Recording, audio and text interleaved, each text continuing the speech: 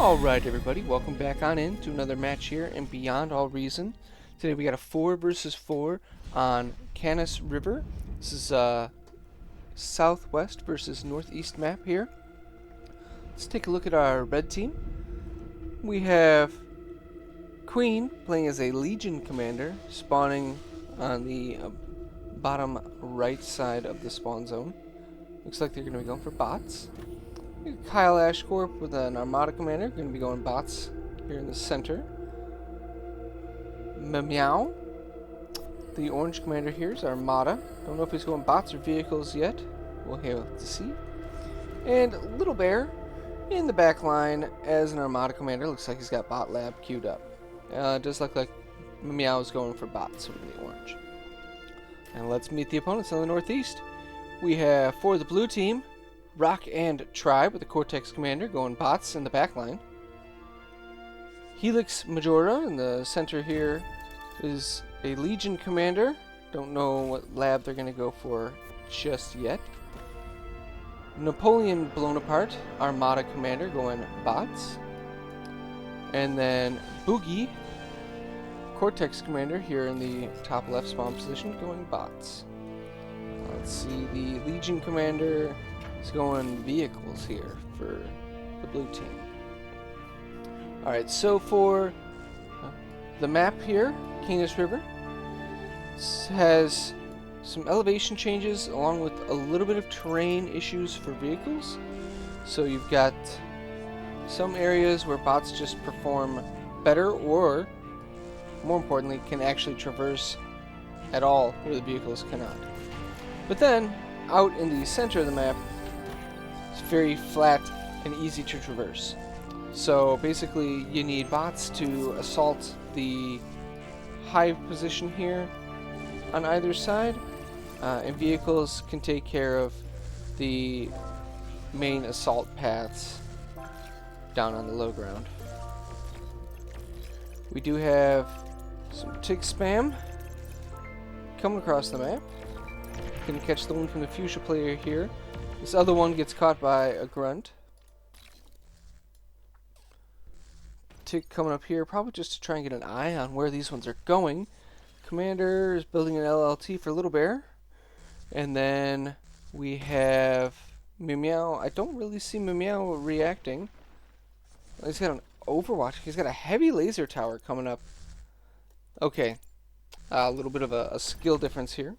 A newer player, so might think more highly of defensive positions than building units. Gonna lose some economy here to these ticks due to that thought process, though. Loses his 3 original mechs. And the ticks aren't done yet. Gonna go forward towards Kyle Ashcorp's base now.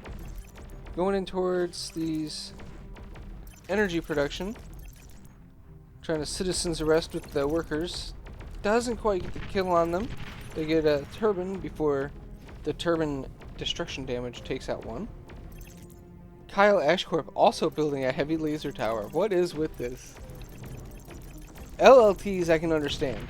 Oh, they get a Lazarus. Alright, Meow does get their commander out here.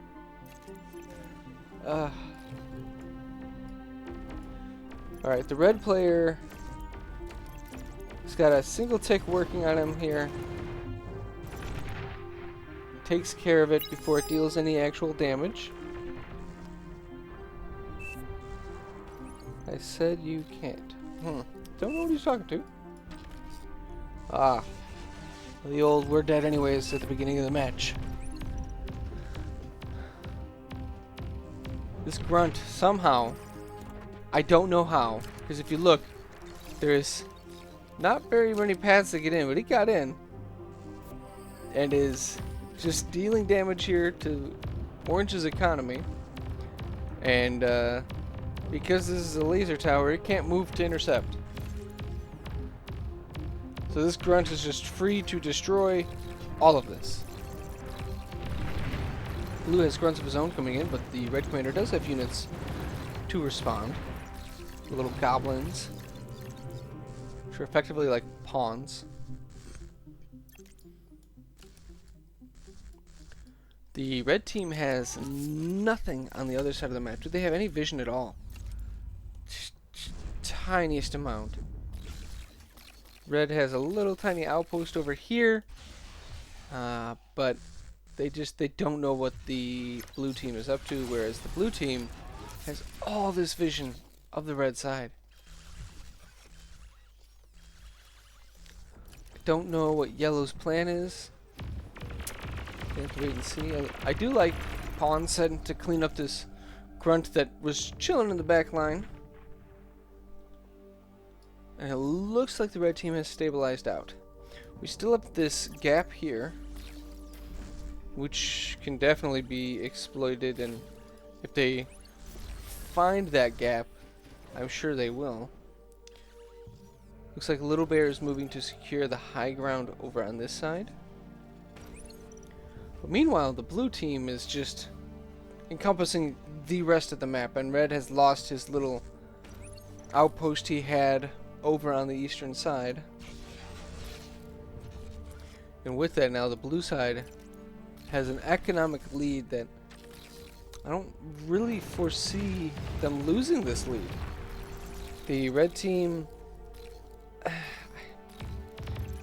I don't know, maybe there's something I'm not seeing. We don't have an air transition at the moment. Yellow does not have the ability to build units. I do not know what they're going to go for. Meanwhile, on the blue side, I don't see any T2 transition just yet. So the pressure is going to be maintained.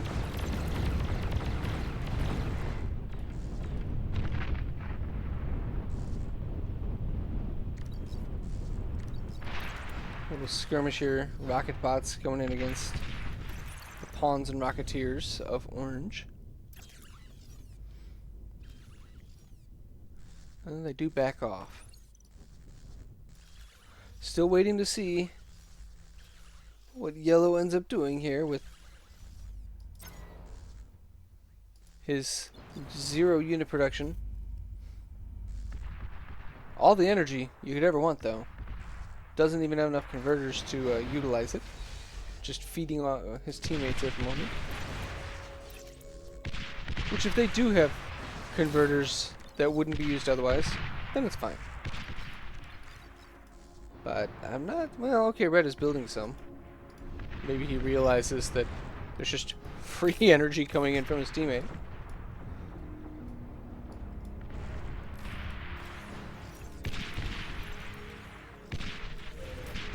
I do like the radar coming down.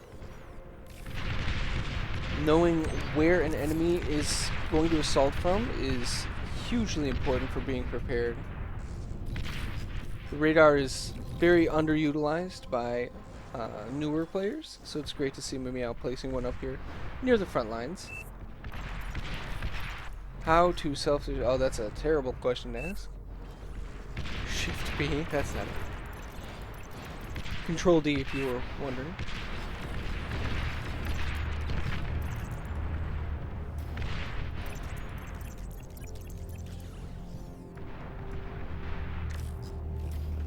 Kyle Ashcorp figured it out. Here we go. Lets himself die. He's gonna go recover his metal and his corpse to continue the building of this T2 lab.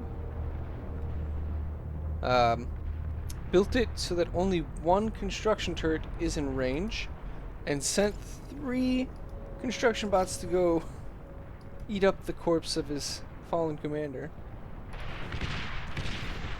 Red has a lot of these medium rocket bots from the Legion, which I really like them. They have a slow attack, but it's very, very long range. It's great for dealing with T1 defenses and anything that's not fast. So really the only way to deal with these is with grunt spam or pawn spam as far as T1 units go. We got the long range units coming up, but they don't have vision, thankfully for the red team. Ooh. Boogie coming in with a bunch of grunts, getting the position on Little Bear. Gonna come in, try and take out the commander with these grunts. Little Bear doesn't have the energy for the D-guns, and down he goes. Now, because Kyle Ashworth sacrificed their commander, and Little Bear just lost theirs, they're already down to 2 commanders left, which is not good. That means now Red and Orange have to be increasingly careful with their commanders. I do like how the first thing Yellow did was handed out their T2 constructors. He accidentally handed over the lab. Oops. I've done that before as well. Little Bear does give it back. We got a run by here. Grunts coming from the blue player into Red's back line. Converters taken out first. Then looks like these are going to get behind the wind production. Oh no. Just as Red was getting stabilized here. He's got T2 metal extractors coming up and he's just not going to have energy production.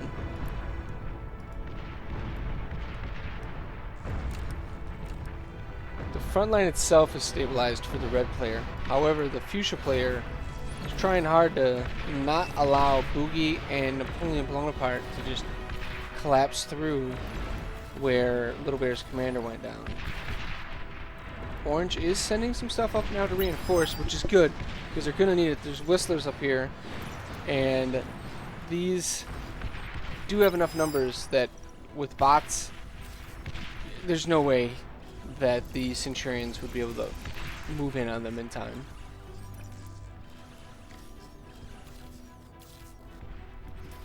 I'm hoping that the income advantage of getting this T2 lab is going to make a difference, but on the other side, you've already got T2 for the blue player, and he's going to start doing his mexes as well.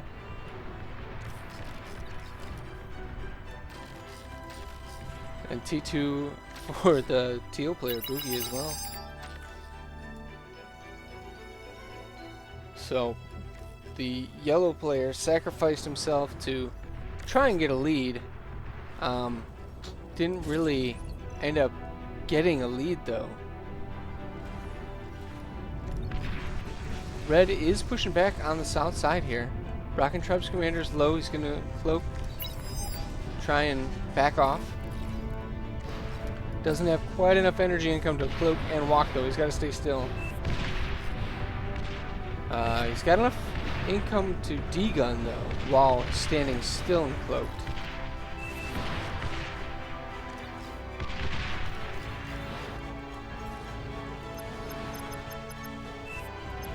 This is looking dicey on the west side for the red team. Looking great for the blue team though.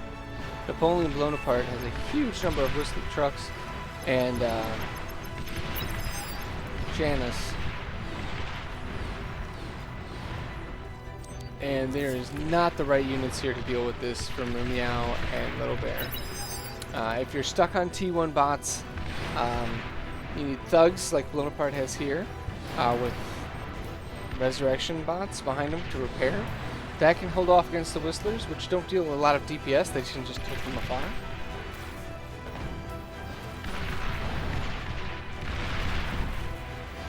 Thugs are going to trade really well in this.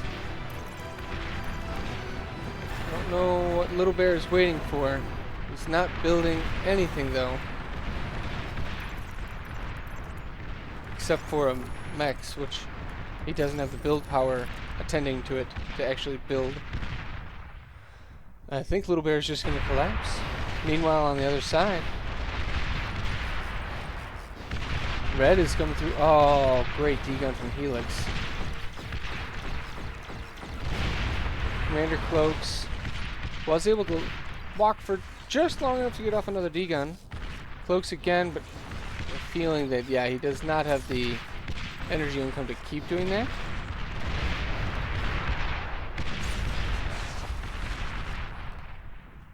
Saves all of this backline, though, from the red player being able to push up through. We have frantic repairs on the T1 lab here from Little Bear, and nobody is coming to help him. Kyle Ashcorp still just building eco. It's not ideal. Not ideal at all. We have Sheldon now also coming into this mix. Meow is going to go down almost instantly to this combination of Sheldon plus Whistler. There is a radar and a jammer bot. This is not going to go well for Meow at all.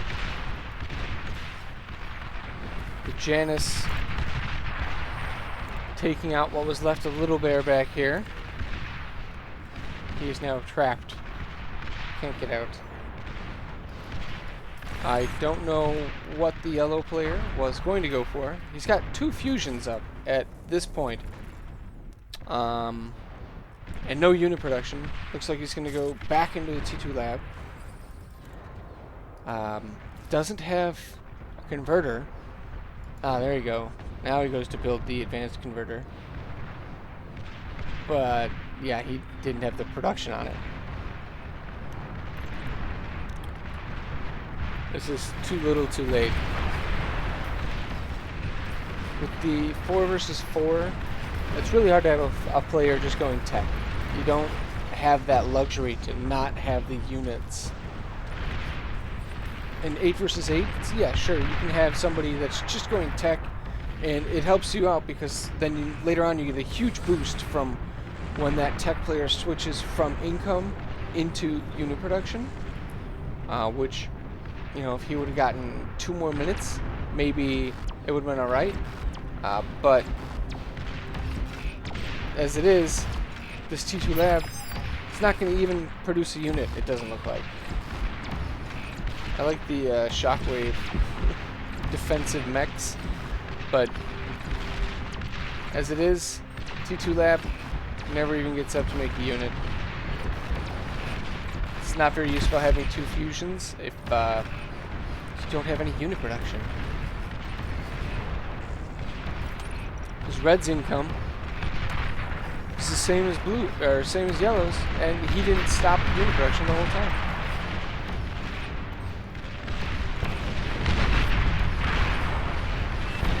It's not a winning condition here for the red team, I don't believe. There is only 3 commanders on the field, one of which is really, really close to dying. But I don't think the red player can just pull that one out of his hat. Napoleon Bonaparte is also low. Really, only Boogie has health. If the red player knew this, you see, Irish Stud, you can't eco 4 versus 4. Yeah, you can't do it with this kind of setup.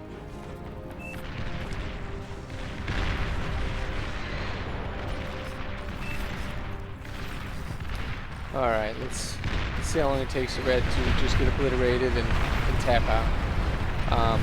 I do think that if Kyle Ashcroft here had built units, this would have went a lot better. Red was pushing quite nicely along the right side. If he had help from yellow, they probably would have been able to actually make progress and probably secure the win, because I feel like red was stronger than the blue player. But as it is, battle ended. Blue team takes the win. GG. If you guys like the match, please leave me a like. If there's something you want to see or something I can do better, please leave a comment down in the comments section. Thank you.